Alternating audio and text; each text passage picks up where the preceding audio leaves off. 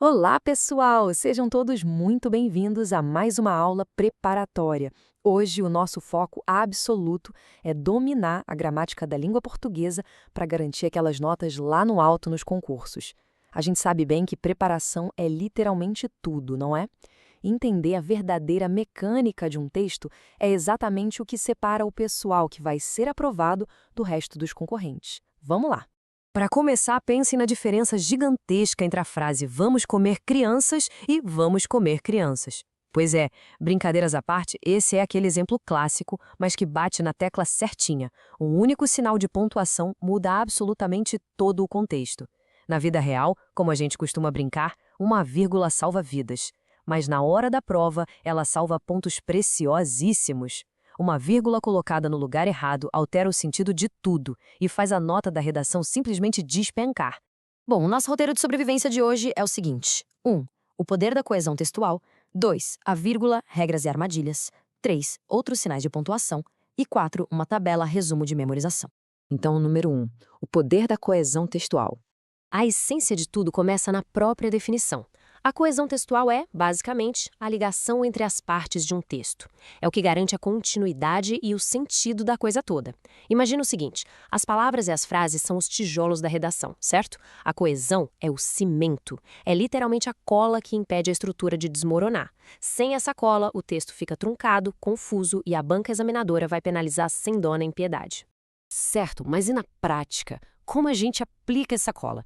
Existem 3 passos fundamentais, ou 3 tipos de coesão que todo mundo precisa ter na ponta da língua. O passo 1 é a coesão referencial, que é quando a gente usa pronomes para retomar um termo e evitar aquela repetição chata. Por exemplo, Maria chegou, ela sentou. O pronome ela salva a fluidez. O passo 2 é a coesão conectiva. Aqui a gente usa as conjunções para ligar ideias. Estudou, mas não passou. O mais cria aquela relação perfeita de oposição. E o passo 3 é a repetição ou substituição. Para o texto ficar rico, a gente abusa dos sinônimos. O candidato estudou, o aluno passou.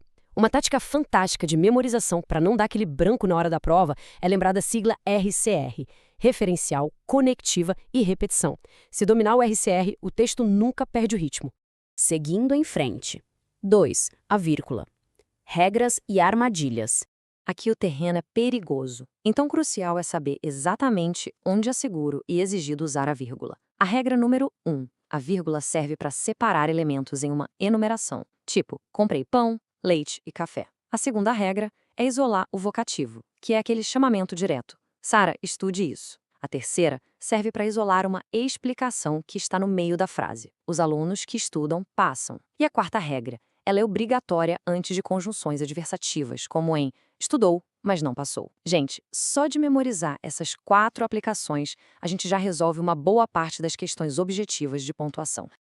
Agora, atenção máxima, por favor. Este é o grande alerta de segurança da nossa aula. A forma direta, limpa e correta de escrever é: o aluno estudou. Mas o erro clássico, que vai render um gigantesco X vermelho do examinador, é tascar uma vírgula no meio. O aluno estudou. Essa é a regra de ouro, absoluta e totalmente inquebrável. É talvez a armadilha mais letal das bancas. Nunca, sob nenhuma hipótese, se separe o sujeito do verbo com a vírgula. É um erro fatal que custa a vaga. Se o sujeito está ali prontinho para praticar a ação, o caminho dele até o verbo precisa estar 100% livre. Muito bem, vamos ao tópico 3, outros sinais de pontuação. Vamos dar uma olhada rápida e bem estruturada nas outras ferramentas que a gente tem no arsenal. O ponto final é o mais simples. Ele finaliza a ideia. Acabou, ponto, respira, vai para a próxima frase. Já os 2 pontos introduzem algo importante, seja uma explicação, uma enumeração ou uma fala. Um exemplo maravilhoso seria: só quero uma coisa, aprovação.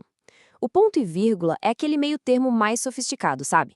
Ele separa ideias mais longas ou mais complexas, dando uma pausa que é maior que a da vírgula, mas sem encerrar o período de vez. O travessão é super versátil. Ele indica uma mudança de fala, dá um destaque dramático ou isola uma explicação com muito mais força que a vírgula. E, por fim, as aspas. Elas são essenciais para indicar uma citação direta, para marcar aquela ironia marota ou dar um super destaque a uma palavra. Cada um desses sinais tem uma função bem tática na hora de escrever. E chegamos à nossa última parte. 4. Tabela resumo de memorização. A minha recomendação de ouro aqui é que a gente tire uma verdadeira fotografia mental deste resumo. Ele condensa de forma brilhante tudo o que acabamos de ver e ainda traz um bônus que despenca nas provas, a colocação pronominal. Olha só, a regra é bem rápida. Próclise é o pronome antes do verbo. Não me diga. Ênclise, o pronome vai depois. Diga-me. E mesóclise no meio. Dir-me-ei. Logo ali na sequência, a gente revisita coesão, que é a nossa liga de ideias, com palavras como ela, mas, portanto. Em seguida, aquele resumão da vírgula para separar ou explicar, como em alunos que estudam, e, claro, fechando todas as regras, o gigantesco sinal vermelho da proibição.